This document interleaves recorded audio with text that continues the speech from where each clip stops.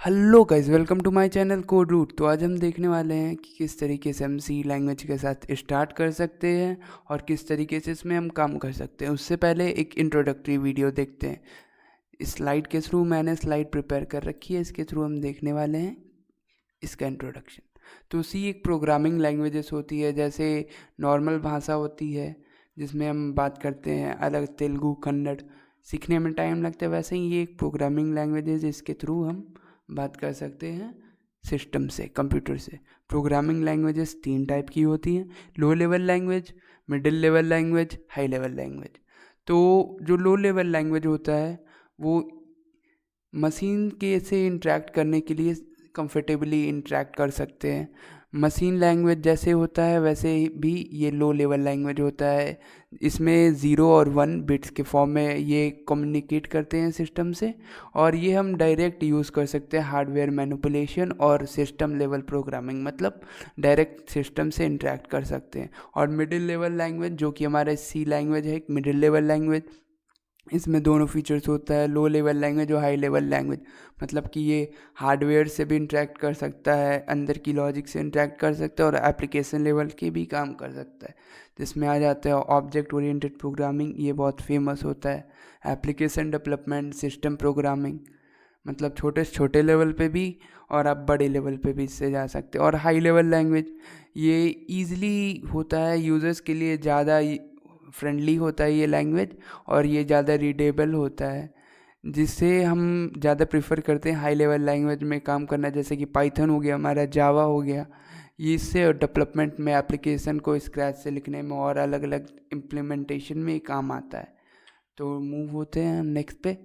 ये हमारी सी लैंग्वेज है, और सी लैंग्वेज का यहाँ डेफिनेशन लिखा है: C language is a general purpose procedural high level programming language use for development of the computer software and application, system programming, game, web development and more.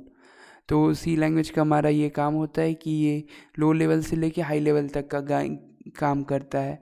तो ये गेम डेवलपमेंट में काम आता है, वेब डेवलपमेंट में काम आता है, कहीं ना कहीं ये हर जगह काम एप्लीकेबल होता ही है।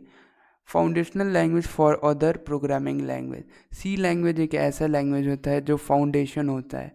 आपको अगर किसी भी लैंग्वेज से स्टार्ट करना है तो सी लैंग्वेज आपके लिए सबसे बेस्ट होता है, क्योंकि ये आपका फाउंडेशन और बेसिक्स क्लियर कर देता है कि ये अदर लैंग्वेजेस में कैसे काम होता है।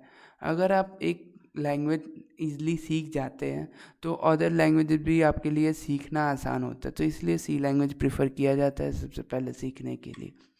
ये हमारा होता है सी लैंग्वेज का बेसिक सिंटैक्स। तो देख सकते हैं ये हमारा सी लैंग्वेज का बेसिक सिंटैक्स होता है। तो ये होता है हमारा हेडर फाइल, ये हमारी हेडर फाइल है।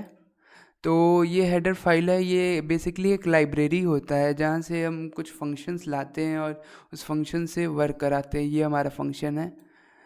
अगर फंक्शन इस समय आपको नहीं समझ में आ रहा है तो डोंट वरी, आप मेरी इस प्लेलिस्ट को फॉलो कर लीजिए और इसमें रेगुलर अपडेट आते जाएंगे वीडियो।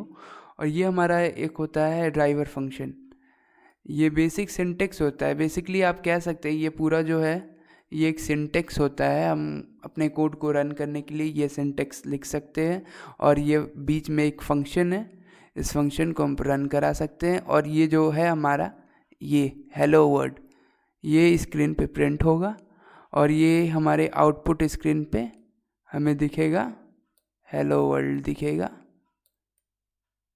हेलो वर्ल्ड हमें अपने आउटपुट स्क्रीन पे दिखेगा ऐसे, हेलो वर्ल्ड हमें आउटपुट स्क्रीन पे दिखेगा इस तरीके से।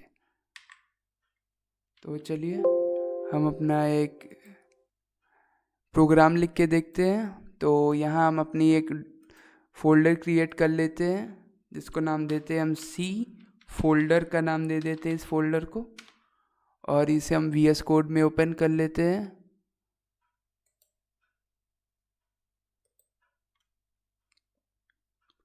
तो ये फोल्डर हमारा VS कोड में ओपन हो चुका है। तो यहाँ पर हम अब एक फ़ाइल क्रिएट करते हैं, सिंपल फाइल जिसका एक्सटेंशन रहेगा .c। तो हम यहाँ क्रिएट कर लेते हैं डॉट न्यू डॉट सी हमने क्रिएट किया। तो यहाँ पर एक फ़ाइल आ गई। जैसे MS वर्ड में, MS एक्सेल में एक्सटेंशंस होते हैं, उसी तरह इसमें भी एक्सटेंशन होता है .c। तो यहाँ हम अपना बेसिक कोड लिख लेते हैं, जिसे हम बॉयलर प्लेट कोड कहते हैं। तो ये लिख लिया हमने इंक्लूड। अब यहाँ हम लिखेंगे इंट मेन। अब यहाँ हम अपना फंक्शन लिखेंगे जो कि हम इस लाइब्रेरी से लेके आ रहे हैं stdio.h। तो यहाँ हम लिखते हैं printf। ये सब फंक्शन जो होते हैं पहले से ही लिखे हुए रहते हैं लाइब्रेरीज़ के अंदर। अब एक हम लगाएंगे पैरेंथेसिस, और पैरेंथेसिस के अंदर डबल इन्वर्टेड कॉमा के अंदर हम लिखेंगे hello world. Double inverted comma के अंदर लिखा हमने हेलो वर्ल्ड, और सेमी कॉलन ये एक टर्मिनेटर होता है, इससे हम बताते हैं कि सेंटेंस ख़त्म हो गई है। और उसके बाद रिटर्न 0, सक्सेसफुल होने पे 0 रिटर्न कर दो। सेव। अब इसे आप यहाँ जाके रन कोड पे क्लिक कर सकते हैं, और फिर हमारा यहाँ टर्मिनल के अंदर ये रन हो जाएगा। डिबगर कंसोल बंद कर देते हैं, रन टर्मिनल के अंदर ये रन हो गया। यहाँ हमारा हेलो वर्ल्ड प्रिंट हो गया है। तो आप चाहें तो दूसरा कुछ प्रिंट करके भी देख सकते हैं। यहाँ आप चाहें तो अपना नाम प्रिंट कर सकते हैं, जैसे कि मैं अपना नेम प्रिंट करता हूँ, ऋषि। मैंने अपना नेम प्रिंट कर लिया और रन किया, तो यहाँ मेरा नेम प्रिंट हो गया। ऐसे ही आप कुछ भी प्रिंट करा सकते हैं। तो ये था हमारा बेसिक कोड, और इससे आज हमने स्टार्ट किया है। हमारे आगे वाले वीडियोस, आने वाले आगे वीडियोस में आप और एक्सप्लेनेशन देखेंगे, और सी के प्रोग्राम्स को हम ट्राई करेंगे और एक्सप्लेनेशन समझेंगे। सो अगर आपको ये वीडियो अच्छा लगा हो तो लाइक, शेयर, कमेंट, सब्सक्राइब ज़रूर करें। Thanks for watching.